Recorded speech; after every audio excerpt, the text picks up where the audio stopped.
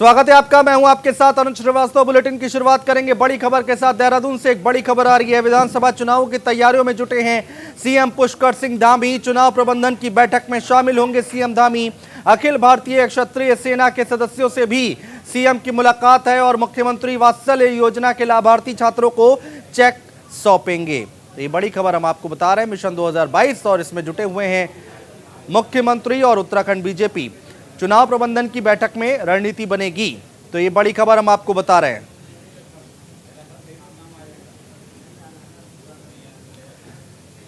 रोहित हमारे संवाददाता हमारे साथ जुड़ चुके हैं ज्यादा जानकारी के साथ। रोहित, पूरी खबर एक बार तफसील से समझाइए।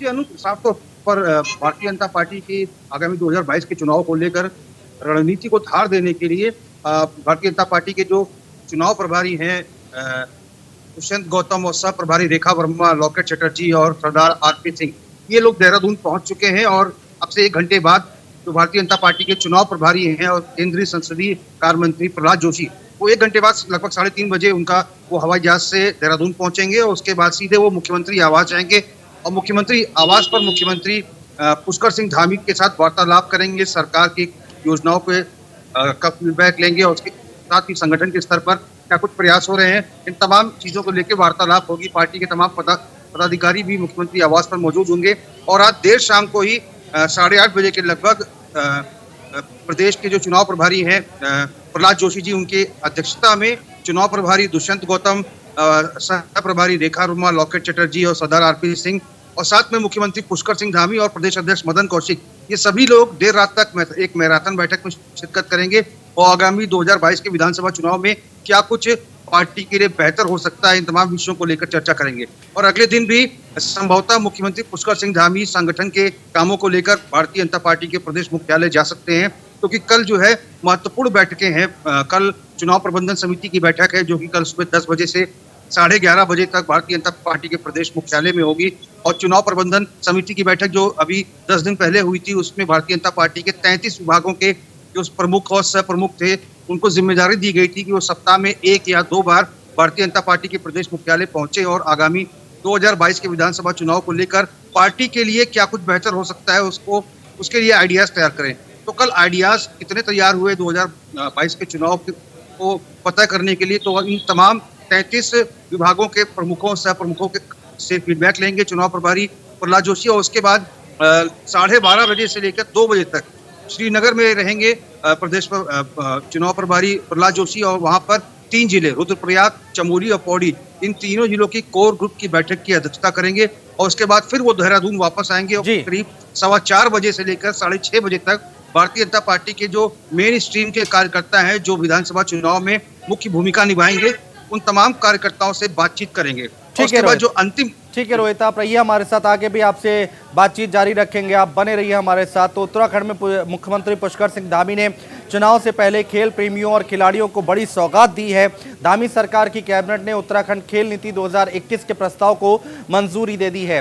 कैबिनेट मंत्री सुबोध दुनियाल ने बताया कि कैबिनेट में 30 से ज्यादा मामलों में चर्चा की गई है, जिसमें खेल नीति की मंजूरी 30 से 50% आर्थिक सहायता बढ़ाई जाएगी और राज्य बसों में निःशुल्क यात्रा, खिलाड़ियों को नौकरी दी जाएगी।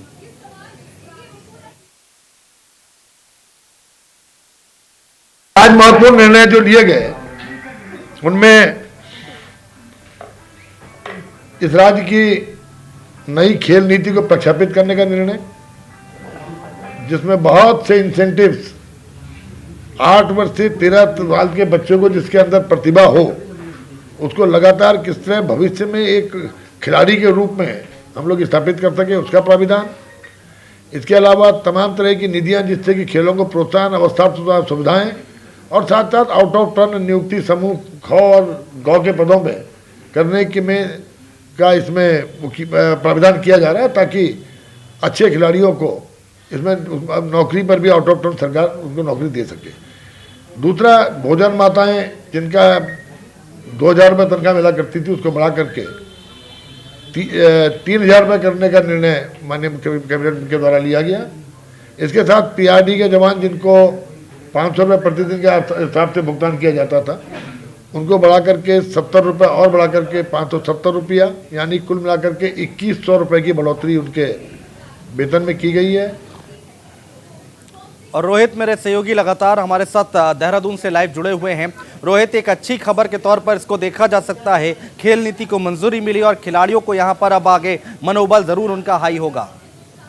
बिल्कुल साफ तौर पर अनुज, अब खेल नीति जिसके बारे में चर्चा हो रही थी कि कैबिनेट में इस प्रस्ताव पर मुहर लग सकती है, और कल जो देर रात तक मैराथन बैठक, कैबिनेट बैठक चली है, और कई घंटों तक ये कैबिनेट की बैठक चली है, और कयास लगाए जा रहे थे कि करीब 1 से 1.5 घंटे तक ये बैठक चलेगी, लेकिन 3 घंटे से ज्यादा तक ये बैठक चली और खेल नीति पर मंजूरी मिल गई है। सभी ने सहमति जताई है और खेल नीति के जरिए जो सरकार के शासकीय प्रवक्ता है उनका स्पष्ट तौर पर कहना है कि अब खेल नीति के जरिए अब खिलाड़ियों के अलग से फंड होगा, ग्राउंड की व्यवस्था होगी, उनकी ट्रेनिंग की व्यवस्था होगी, उनके जिम की व्यवस्था होगी, ताकि आने वाले समय में उत्तराखंड खेलों के लिहाज से आगे बढ़ सके। और इसके साथ ही अन्य मसलों पर भी कुल जो 13 प्रस्ताव आए थे उसमें 28 प्रस्तावों पर सहमति बनी है। होम स्टे जो योजना है उसमें संशोधन किया गया है, और साथ में सोसाइटी रजिस्ट्रेशन की नियमावली में कुछ संशोधन हुआ है। भोजन माताओं का मानदेय 1000 बढ़ाया गया है। पीआरडी जवानों को 2100 रुपए वेतन बढ़ाया गया है, और साथ में होम तमाम ऐसे जो लोग हैं जो इको टूरिज्म में काम करते हैं, तो इको टूरिज्म के क्षेत्र में 9 अतिरिक्त पदों का सृजन किया गया है। और तमाम ऐसी जो शराब की दुकानें रही जो कोविड काल के दौरान बंद रही 2 साल के भीतर, इन तमाम जो शराब की दुकानें हैं इनका राजस्व को फिलहाल राज्य सरकार ने माफ कर दिया है। ऐसे तमाम 28 मसले रहे जिन पर गहन चिंतन मंथन कैबिनेट की बैठक में हुआ है। अनुज, बने रहिए रोहित, आप हमारे साथ, आगे भी बातचीत आपसे जारी रखेंगे। और विधानसभा चुनाव को लेकर उत्तराखंड बीजेपी ने कमर कस ली है और चुनावों को लेकर केंद्रीय नेतृत्व प्रदेश में लगातार दौरे कर रहा है और चुनाव प्रबंधन को लेकर भी बैठकें प्रस्तावित हैं, जिसको लेकर 2 दिन तक बीजेपी चुनाव प्रबंधन की बैठक का आयोजन किया जा रहा है। प्रदेश चुनाव प्रभारी केंद्रीय मंत्री प्रहलाद जोशी देहरादून पहुंच चुके हैं और प्रहलाद जोशी की अध्यक्षता में बैठक का आयोजन किया जा रहा है।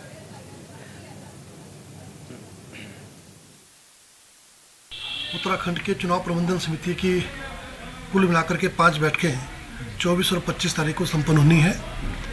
24 तारीख में अपने चुनाव के प्रभारी केंद्रीय मंत्री श्रीमान प्रहलाद जोशी जी और हमारे राष्ट्रीय प्रवक्ता और सह प्रभारी आरपी सिंह जी, सह प्रभारी लोकेट चटर्जी और 25 तारीख को दुष्यंत जी इन बैठकों में रहेंगे। ये अलग अलग ग्रुपों की अलग अलग बैठकें हैं। कुल मिलाकर के हमारे जो चुनाव प्रबंधन के 33 विभाग हैं उनमें से 5-5, 6-6 विभागों को मिला करके और कुल मिलाकर के 5 बैठकें होंगी।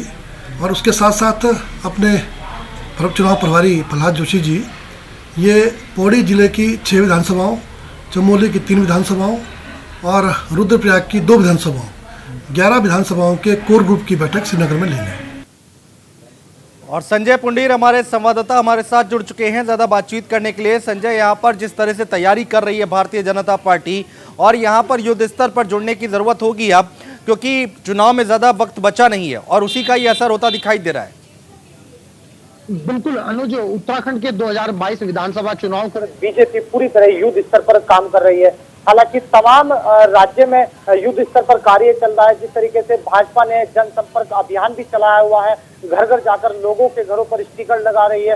हालांकि आप देख सकते हैं कि किस तरह से जो मुख्यमंत्री पुष्कर सिंह धामी है तमाम बैठकें ले रहे हैं। ऐसे में जो कार्यकर्ता है, नेता है, उन्हें मजबूत करने की बात भी कह रहे हैं। तो तमाम तरीके से बीजेपी है वो युद्ध स्तर पर काम कर रही है। हरिद्वार की बात की जाए या फिर पहाड़ी क्षेत्र की बात की जाए, देहरादून की बात की जाए, तमाम जगह आप देख सकते हैं कि किस तरह युद्ध स्तर पर कार्य चल रहा है। और बीजेपी कोई भी ऐसी कसर छोड़ना नहीं चाहती जो आने वाले चुनाव में नुकसानदायक हो। तमाम तरीकों से युद्ध स्तर पर कार्य बीजेपी कर रही है। जी अनुज।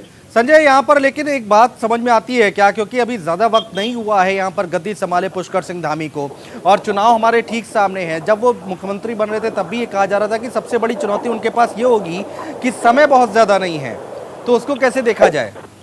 बिल्कुल अनुज, समय बहुत कम है और काम बहुत ज्यादा है। हालांकि भाजपा सरकार के तीसरे मुख्यमंत्री के तौर पर पुष्कर सिंह धामी कार्य कर रहे हैं। हालांकि जो ग्राउंड जीरो की जब हम बात करते हैं तो पुष्कर सिंह धामी युवा चेहरा है तो लोगों की पसंद भी है। हालांकि तमाम तरह की तैयारियां हैं, तमाम बैठकें हैं कर रहे हैं और जिस तरह की 4.5 साल का कार्यकाल रहा भाजपा सरकार का, उसको भी कहीं ना कहीं गिनवा रहे हैं। और आने वाले वक्त में अब समय बहुत कम रह गया है। ऐसे में तैयारियां जितनी ज्यादा से ज्यादा कर रहे हैं, युद्ध स्तर पर इनकी कार्य चल रहे हैं। जी अनुज। बिल्कुल संजय, बने रहिए आप हमारे साथ, आगे भी आपसे बातचीत जारी रखेंगे। और हल्द्वानी की बात करते हैं जहाँ के एफटीआई मैदान में राज्य सरकार के दिशा निर्देशों पर नैनीताल जिला में खेल विभाग के द्वारा खेल महाकुंभ का आयोजन किया गया। प्रतियोगिता में उन खिलाड़ियों को भी मौका दिया गया जिनकी स्कूली पढ़ाई किसी भी तरह से छूट गई थी। वहीं खेल प्रतियोगिता को लेकर जिला युवा कल्याण अधिकारी दीप्ति जोशी का कहना है कि हल्द्वानी के एफटीआई मैदान में 3 दिवसीय खेल प्रतियोगिता का आयोजन किया जा रहा है।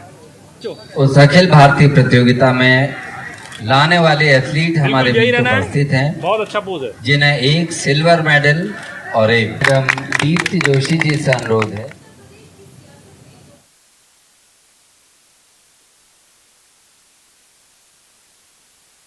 आज 2 साल बाद यहाँ पर जिला स्तरीय खेल महाकुंभ किया जा रहा है, जो 3 दिन का यहाँ पर खेल महाकुंभ है और कोविड की वजह से नहीं हो पाया है। इससे हमारे बच्चों के खिलाड़ियों के विकास में और उनके स्वास्थ्य में बहुत कमी हो आती है, क्योंकि खेल जो है हमारे बच्चों के लिए आज के दौर में बहुत ही ज़रूरी है स्वस्थ जीवन के लिए।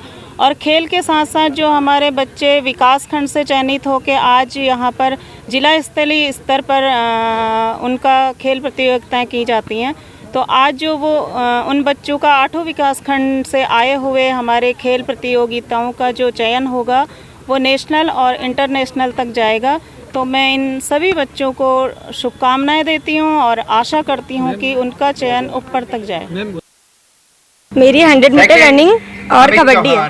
कितना अच्छा लग रहा है यहाँ पर आकर? बहुत अच्छा लग रहा है सर। ब्लॉक से डिस्ट्रिक्ट लेवल में आनी अपने आप में बहुत बड़ी बात है। कितनी तैयारी करके आए हो इस बार आप? तैयारी तो फुल है, तैयारी फुल है सर, फुल तैयारी। क्या कहना चाहते हैं खेल महाकुंभ को लेके? सर बहुत अच्छा गेम है, मतलब सही है, प्रतिभागियों के लिए अपना हुनर दिखाने के लिए बहुत अच्छा गेम है। और चीफ मिनिस्टर हैं धामी जी, उन्होंने कार्यक्रम शुरू किया, आप जैसे बच्चों के लिए प्रतिभा आगे बढ़े उत्तराखंड से, अनुरोध बोलना करते हैं चाहेंगे? सर बहुत अच्छा है। लड़कियां आजकल, पहले लड़कियां गेम वगैरह नहीं खेलती थी, घर से बाहर नहीं जाने देते थे लड़कियों को। आजकल की लड़कियां सब गोल्ड मेडल लेके आ रही अपने देश के लिए, बहुत अच्छा लग रहा है। हम भी लेकर के आएंगे कभी गोल्ड मेडल अपने देश के लिए। कोटाबाग से, कोटाबाग ब्लॉक।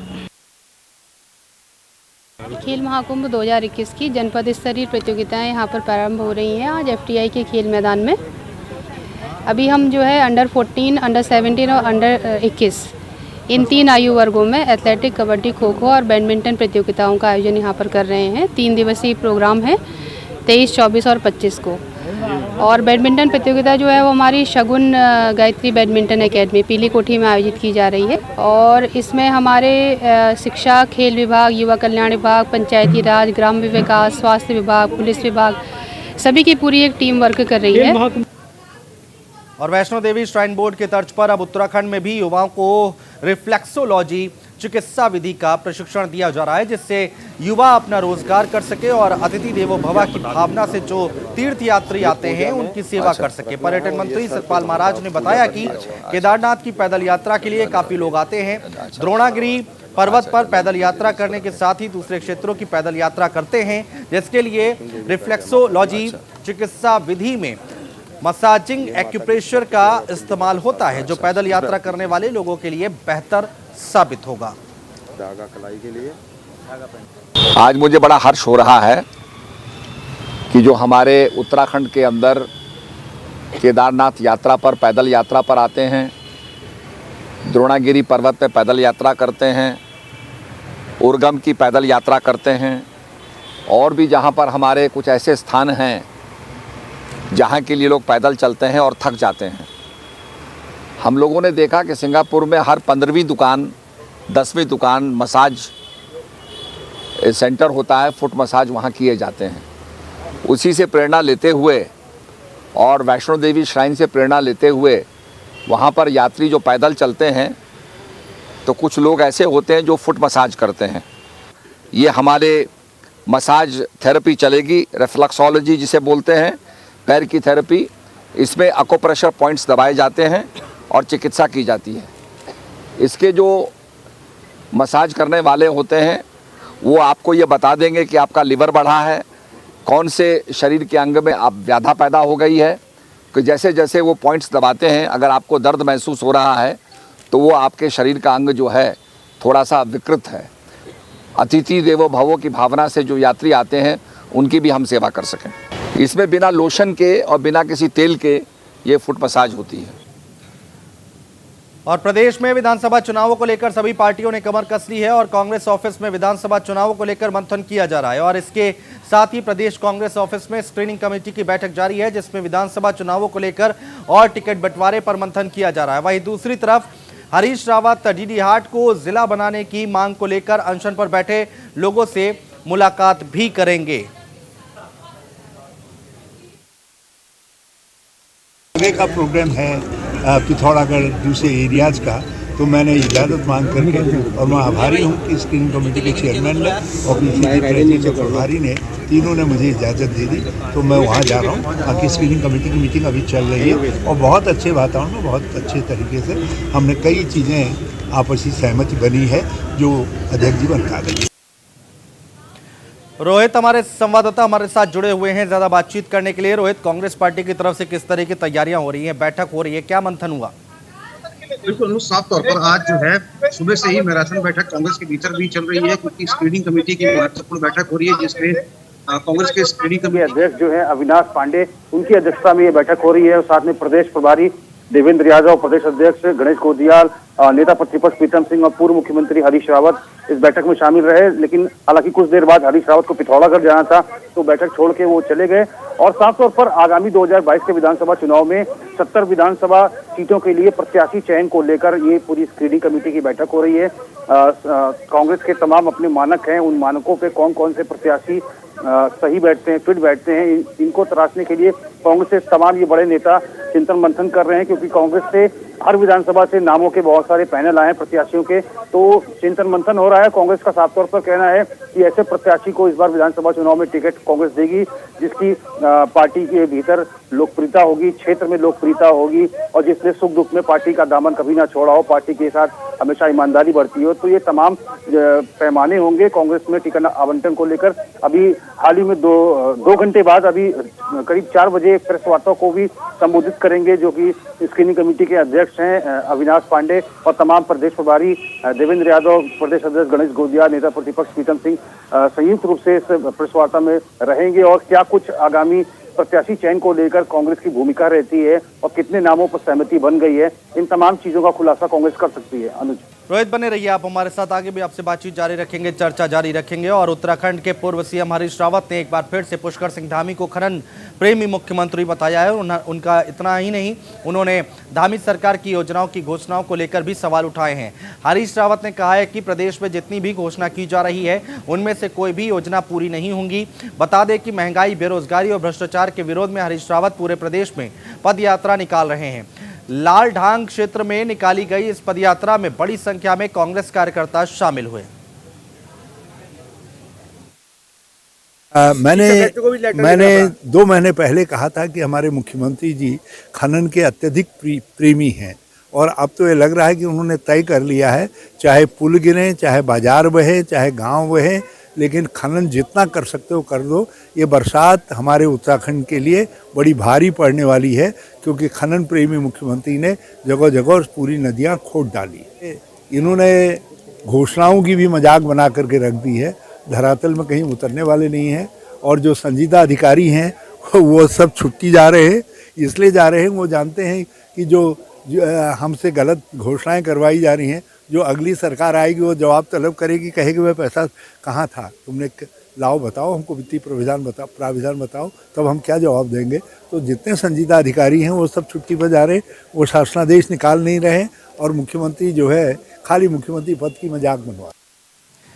संजय मेरे संवाददाता हमारे साथ जुड़ चुके हैं ज्यादा बातचीत करने के लिए। संजय, यहाँ पर हरीश रावत को हमने सुना, वो बहुत ज्यादा हमलावर हैं और खनन को लेकर निशाना साध रहे हैं मुख्यमंत्री पर। बिल्कुल अनुज, जिस तरीके से उत्तराखंड के पूर्व सीएम हरीश रावत लगातार ही आरोप लगाते आए हैं, ऐसे में एक बार फिर उन्होंने तंज कसाया और कहा है जो पुष्कर धामी है वो खनन प्रेमी है, लगातार ही क्षेत्र में उत्तराखंड राज्य में जो खनन चल रहा है उनकी सह पर चल रहा है। ऐसा ही लगातार देखने को मिलता है कि विधानसभा चुनाव से पहले एक दूसरे पर आरोप प्रत्यारोप लगाते हैं। हालांकि 2022 के चुनाव को लेकर जो हरीश रावत है वो लगातार ही यात्राएं कर रहे हैं, पद यात्राएं कर रहे हैं। तमाम राज्य में जगह जगह करीब उनकी अभी तक 21 यात्राएं हो चुकी है और हरिद्वार में भी वो कहीं ना कहीं बूथ को मजबूत करने का काम कर रहे हैं। हालांकि इन्होंने अपने बयान के दौरान कहा है कि जिस तरीके से पुष्कर सिंह धामी की घोषणा है वो सिर्फ हवा हवाई है। अगर उनकी सरकार उत्तराखंड में आती है तो वो महंगाई और बेरोजगारी को जड़ से खत्म कर देंगे। लगातार ही चुनाव से पहले सभी राजनीतिक दल क्षेत्र में बने हुए और जनता से संपर्क साध रहे हैं। ऐसे में हरीश रावत भी बूथ को मजबूत करने के लिए कहीं ना कहीं जनता से संपर्क कर रहे हैं और लोगों से वादे भी कर रहे हैं। अब देखने वाली बात होगी कि 2022 के चुनाव के बाद किस तरीके से अपने वादों पर खरा उतरते हैं, ये तो आने वाला वक्त ही बताएगा। बने रहिए संजय हमारे साथ, आगे भी आपसे बातचीत जारी रखेंगे। और हरिद्वार में समाजवादी पार्टी के कार्यकर्ताओं ने देवस्थानम बोर्ड को भंग किए जाने की मांग कर प्रदर्शन किया है और महंत शुभम गिरी ने उत्तराखंड सरकार से देवस्थानम बोर्ड को भंग करने की मांग की है। उन्होंने कहा है कि देवस्थानम बोर्ड के मुद्दे को उठाया गया और सपा उत्तराखंड के हित की बात करती है। उन्होंने चेतावनी देते हुए कहा है कि अगर देवस्थानम बोर्ड बंद नहीं किया जाता है तो सीएम धामी का काले झंडे दिखाकर विरोध किया जाएगा। देखिए, समाजवादी पार्टी एक ऐसी पार्टी है जो उत्तराखंड के हक की पार्टी है और सर्वप्रथम देवस्थानम बोर्ड का जो मुद्दा उठा वो समाजवादी पार्टी ने उठाया, फिर जाके आम आदमी पार्टी यूकेडी कांग्रेस ने उठाया है। केवल राजनीति कर रही है। तीर्थ पुरोहित मुझसे मिले, मैंने उनको आश्वासन दिया है कि मैं आपके साथ खड़ा हूं और हो सकता है कि 2-3 दिन में मैं मुख्यमंत्री जी से स्वयं मिलूं और समय मांगा है कि देवस्थानम बोर्ड को तत्काल भंग किए जाए। अगर मुख्यमंत्री जी भंग नहीं करते तो हरिद्वार दौरे में मैं उनके बाधा डालूंगा और काले झंडे दिखाऊंगा मुख्यमंत्री जी को। और उत्तराखंड के लैंसडाउन से भाजपा विधायक दिलीप रावत ने तीर्थ पुरोहितों के आंदोलन का समर्थन किया है। विधायक दिलीप रावत ने कहा है कि सरकार को एक बार देवस्थानम बोर्ड की समीक्षा करनी चाहिए और ताकि तीर्थ पुरोहितों का आंदोलन समाप्त हो सके और उनके अधिकारों की रक्षा करनी चाहिए। विधायक रावत ने कहा कि वो भी एक महंत हैं और सरकार को पूरे मामले पर सहमति लेनी चाहिए। कभी नहीं कर सकते। देखिए, मेरी व्यक्तिगत राय है कि देवस्थान बोर्ड की दोबारा से समीक्षा की जानी चाहिए और मैं समझता हूं कि जो पुरोहितों के हक हकूक़ हैं वो किसी भी तरह से प्रभावित नहीं होने चाहिए। और मैं तो सरकार से ये भी मांग करता हूं कि जो हमारे गरीब पुरोहित हैं, कर्मकांड करने वाले हैं, उनको सरकार की तरफ से भत्ता दिया जाना चाहिए। तो यहाँ पर देवस्थानम बोर्ड की अगर हम बात करें तो यहाँ पर आवाज़ें लगातार उठ रही हैं और कहा जा रहा है कि एक बार फिर से समीक्षा करनी चाहिए। तो यहाँ पर आपने देखा बीजेपी विधायक दिलीप रावत, जिनको आप तस्वीरों में देख पा रहे हैं, वो उनका समर्थन करते हुए देवस्थानम बोर्ड की समीक्षा करनी चाहिए, ये विधायक जी की तरफ से कहा गया है। तो देवस्थानम बोर्ड जो है वो यहाँ पर सरकार के गले की फांस बनता दिखाई दे रहा है। तीर्थ पुरोहित जो है वो लगातार आंदोलन कर रहे हैं, लगातार मांग कर रहे हैं देवस्थानम बोर्ड को भंग करने की, और अब बीजेपी विधायक जो हैं वो इसके समर्थन में उतर आए हैं। उन्होंने मीडिया में बयान जारी किया है कि सरकार को एक बार फिर से इस पूरी फैसले पर चर्चा करनी चाहिए और समीक्षा करनी चाहिए।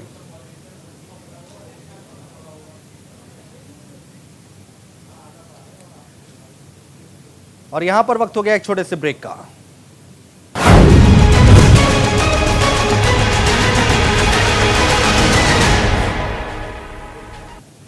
और पटना में लालू प्रसाद यादव कुछ कह रहे हैं, उनको सुन लेते हैं।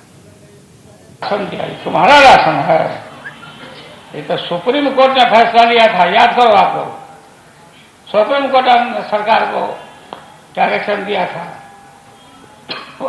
कि अनाज जो सड़ रहा है, चूहा खा रहा है, तो सब गरीबों को बांटो। गरीब भूखे आए देश से, उनको बांटिए। और उसी समय से यूपीए गवर्नमेंट के द्वारा अनाज, गेहूं गरीबों को बांटना शुरू हुआ। ये बोलते हैं कि हम बांटे हैं, कहाँ से लाए हो, खेती किए हो कभी जो बांटे हो।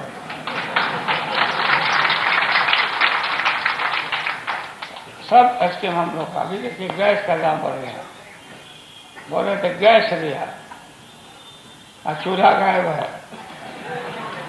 गैस का दाम हमको लगता है 1100 और डीजल का दाम, पेट्रोल का दाम 100 ऊपर हो गया। और अभी उत्तर प्रदेश का चुनाव है, पंजाब का चुनाव है, ये चाल चले लोग 5 रुपया कम कर दिया। ये 5 रुपया कम करने से क्या, मैंने कहा रोल बैक करो, रोल बैक करो। जहाँ से चले थे वो दाम करो। डीजल का दाम बढ़ेगा तो सारा महंगाई बढ़ेगी सब आइटम पर।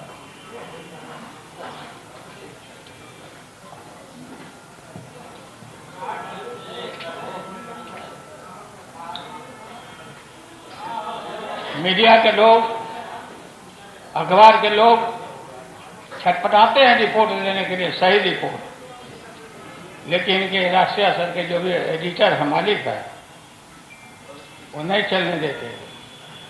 अगर चलने देंगे तो मालिकों के ऊपर ईडी का केस, तरह तरह के परेशानी करने का काम हो रहा है, करने का काम हो रहा है। इसलिए सब लोग निर्भीक होकर रहो। अन्याय के खिलाफ जेल जाने के लिए भी तैयार रहिए। मीडिया करो, खाली कवरेज मत करो। पत्रकार, देश के वकील जो इकट्ठा हो जाएंगे,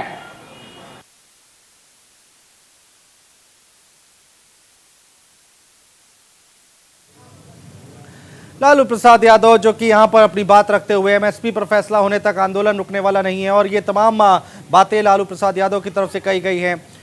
आपके साथ आरजेडी है और पटना में आरजेडी की रैली में लालू प्रसाद यादव पहुंचे हैं और उन्होंने मन से तमाम बातें कही हैं।